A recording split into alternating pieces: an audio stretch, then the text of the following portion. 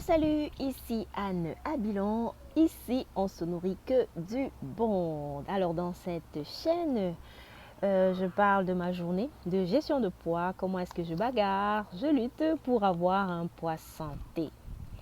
Et là, je suis dehors, je profite de l'été. Ça, c'est comme je disais à ma fille, je vais profiter de ma dose de vitamine D de la journée.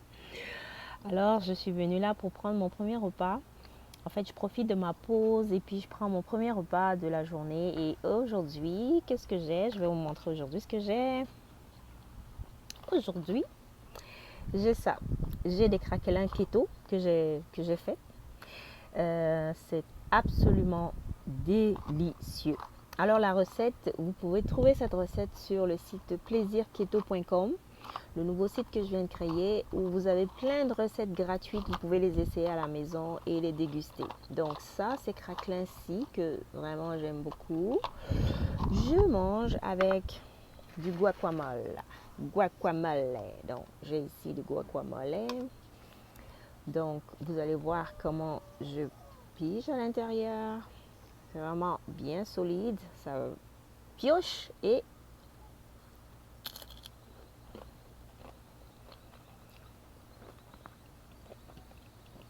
je ne sais pas si vous pouvez entendre le croquant, mais c'est vraiment bien croustillant. Donc,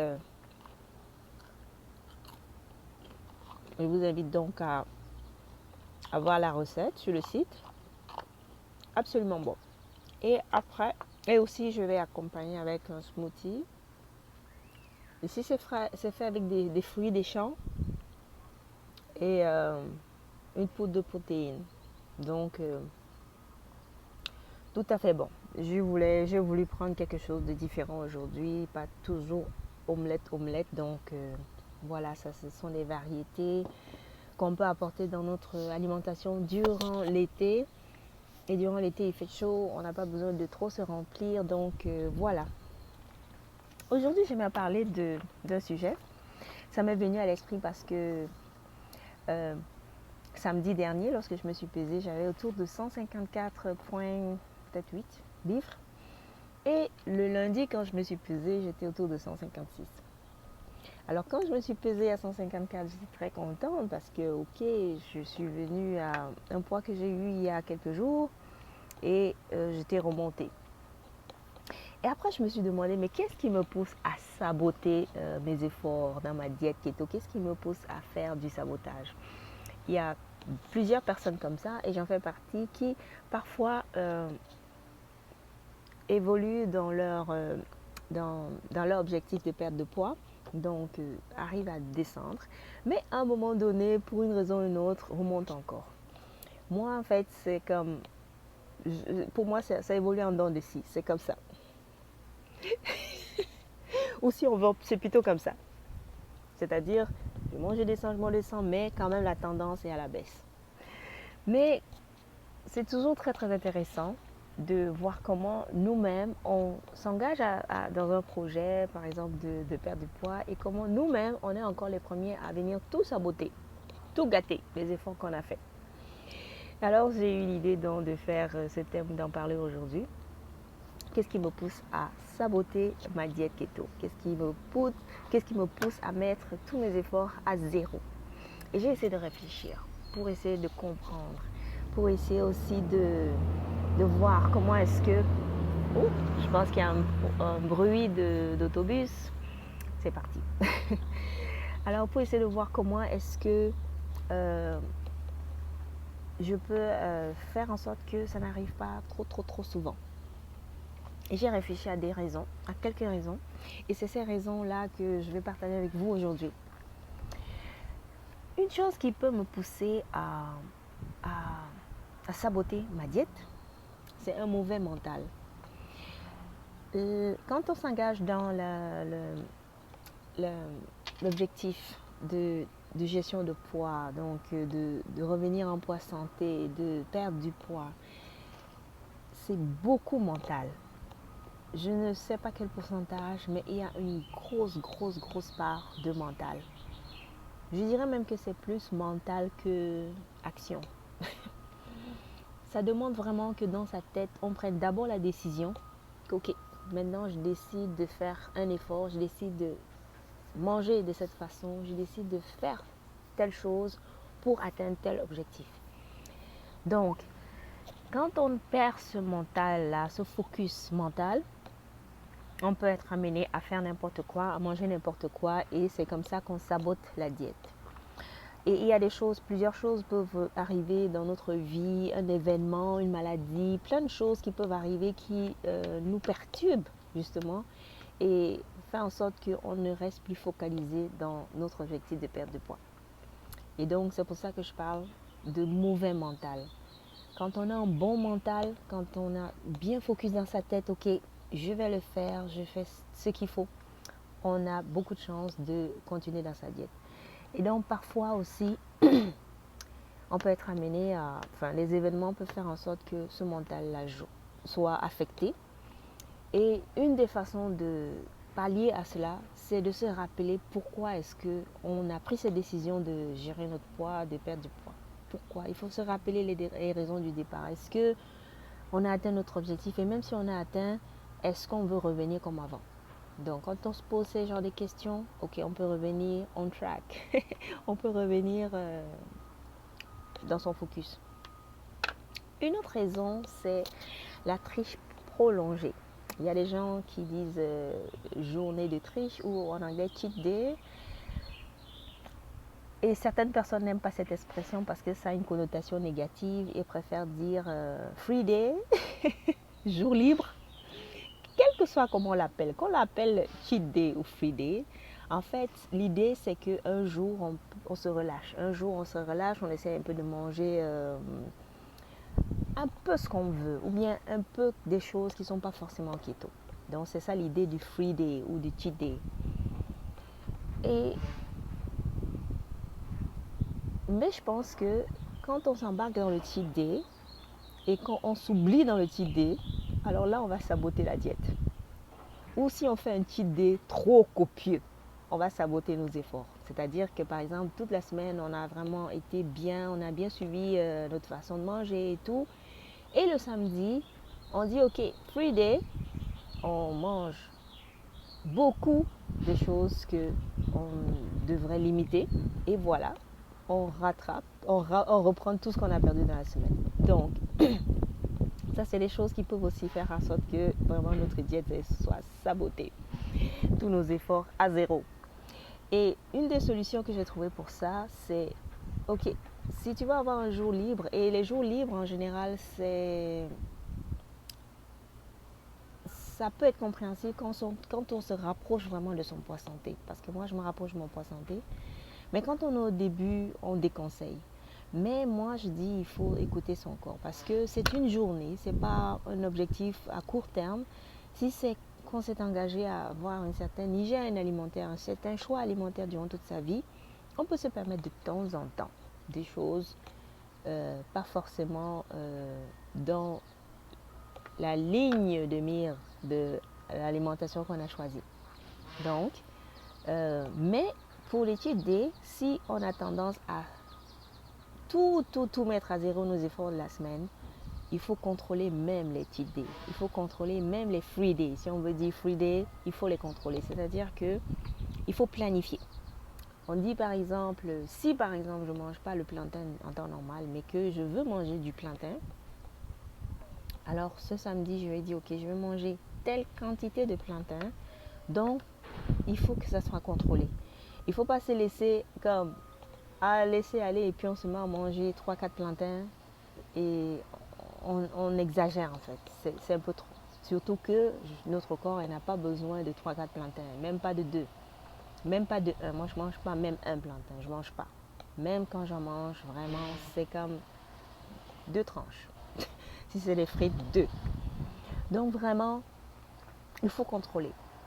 Et contrôler de façon c'est-à-dire consciente. On choisit de le manger ce jour-là, on le contrôle et on mange de façon à être satisfait. Moi, quand je mange 2-3 frites de plantain, je suis satisfaite. Si j'ai décidé ce jour-là de manger, je suis satisfaite. Je n'ai pas besoin de manger tout un bol de frites de plantain. Non. Non, ça ne me plaît pas de faire ça. Donc, il faut contrôler même les jours libres. Et puis il y a aussi une autre façon de mettre tous nos efforts à zéro, c'est des récompenses. C'est un peu comme l'étude. Donc par exemple, tu atteins un stage. Par exemple, si tu dis que tu veux perdre 30 livres et que tu as perdu peut-être tes 10 premiers livres, tu dis ok, je vais me donner une récompense parce que j'ai bien fait.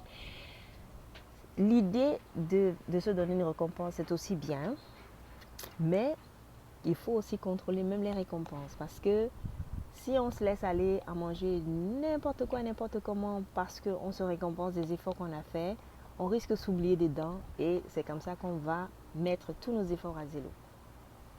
Et il faut aussi se rappeler qu'il y a des non, comme on dit en anglais, des non-scale victory, c'est-à-dire des victoires qui ne dépendent pas de la balance. Parfois, vous montez sur la balance et vous voyez que le poids ne varie pas beaucoup, vous ne perdez pas, vous avez l'impression de ne pas perdre du poids, mais il y a des choses qui se passent à l'intérieur. Et vous pouvez le voir si par exemple vous arrivez à porter un habit que vous n'avez pas pu mettre depuis longtemps, que vous arrivez je ne sais pas moi, même en vous mirant, vous voyez peut-être que votre visage est un peu plus aminci, des choses comme ça. Donc, il y a des petits signes qui peuvent vous montrer que okay, vous êtes sur la bonne voie. Et un autre aspect aussi qui peut faire en sorte qu'on mette tous nos efforts à zéro, c'est le découragement. Et justement, ce découragement vient du fait que vous montez sur la balance et vous voyez que le poids ne change pas beaucoup. Et puis ça vous énerve. Puis vous dites, oh, ça ne fonctionne pas cette histoire, keto, ça ne marche pas. Et vous vous mettez à manger n'importe quoi, n'importe quoi. Et même les petits livres que vous avez perdus au début, tout ça vous reprenez, vous débordez, vous vous laissez aller complètement. Et c'est ça ce dont je parlais, qu'il y a des victoires qui sont pas liées à la balance. Il ne faut pas trop se fier à la balance. Moi, personnellement, je me pèse régulièrement, très, très régulièrement. Mais c'est vrai qu'il y a des jours où ça m'énerve.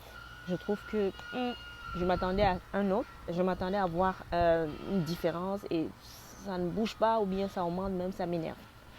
Mais pour moi, j'ai appris à me réconcilier avec la balance, à être amie avec ma balance parce que ça me donne des indications. Ça me donne des indications sur comment mon corps réagit par rapport à peut-être certains aliments, par rapport à certaines combinaisons d'aliments, par rapport à certaines... parce que le tout, c'est vraiment de comment combiner les aliments ensemble, comment organiser ces repas. Et quand sur une période, quand je vois que ça bloque, je me dis, ok, peut-être cette combinaison-ci n'est pas très intéressante. Il faut que je réfléchisse à la changer. Alors, je me mets à réfléchir quelle combinaison de repas, d'aliments je peux mettre ensemble pour faciliter ma perte de poids. Parce que nous sommes tous différents. Et moi, j'utilise ma balance aussi comme indicateur pour voir cela. Mais sinon, il y a des victoires qui ne sont pas liées à la balance. Comme je disais, vous portez peut-être un habit de taille 8 alors que vous portiez taille 10. Donc, ce genre de choses. Et donc, c'est autant de raisons en fait qui peuvent faire en sorte que on sabote nos efforts, on se décourage, on abandonne et puis on reprend tout le poids qu'on avait perdu. Mais en définitive, vraiment, je pense qu'il faut si on décide d'adopter une façon de s'alimenter, il ne faut pas que ça soit ponctuel, il ne faut pas que ça soit juste pour une saison, il ne faut pas juste que ça soit pour un mois ou pour 2 mois ou pour 6 mois. Parce que c'est sûr que quand vous allez manger comme avant, vous allez reprendre. Il faut vraiment que ça soit un style de vie. Il faut que ça soit vraiment votre façon de vous alimenter que vous avez choisi. Et de cette façon-là, vous allez maintenir à vie. En vous permettant des récompenses, des free days, en vous permettant de temps en temps une certaine flexibilité. Mais votre poids va descendre au fur et à mesure. En tout cas, moi, c'est l'option que j'ai choisie. Et c'est pour ça qu'on ne va pas me voir avoir des pertes de 20 kilos en un mois ou 20 kilos en 2 mois ou ce genre de choses. Mais ça peut être comme, même si c'est 2 livres en un mois. Mais c'est graduel, c'est continuel et c'est maintenu.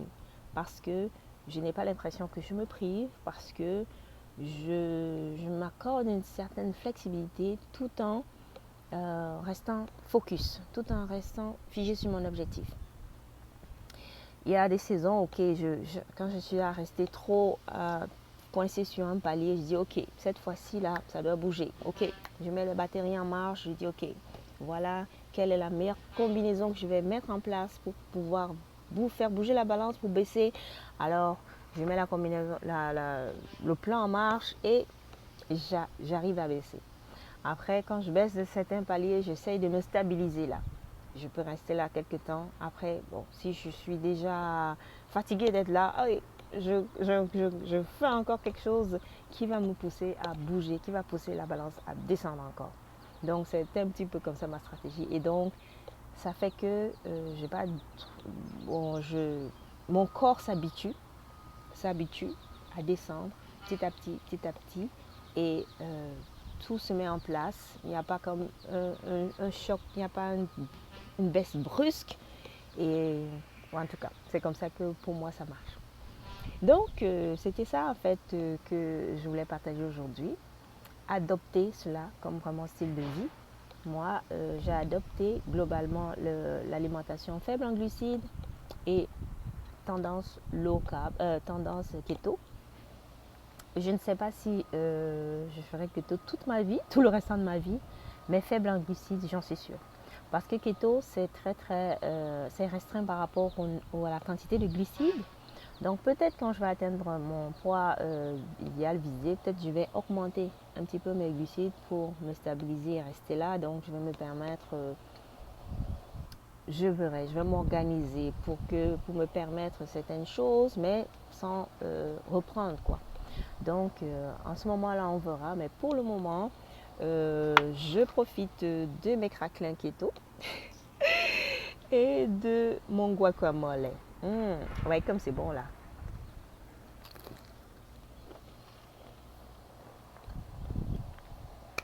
C'était tout pour aujourd'hui. Je vous souhaite donc de vous nourrir que du bon. Que du bon. Et d'ici la prochaine fois, donc, on se nourrit du bon.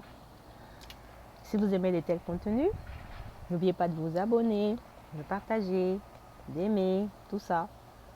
Et puis, on se voit la prochaine fois. Bye bye.